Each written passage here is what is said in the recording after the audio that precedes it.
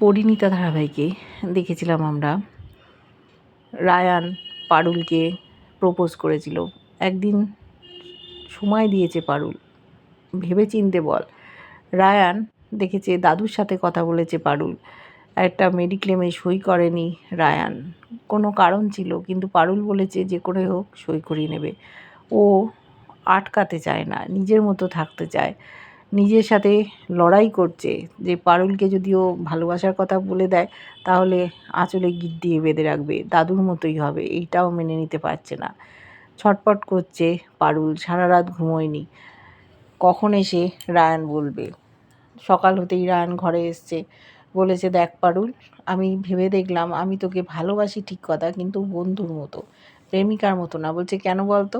বলল যে আমার মনে হলো তাই।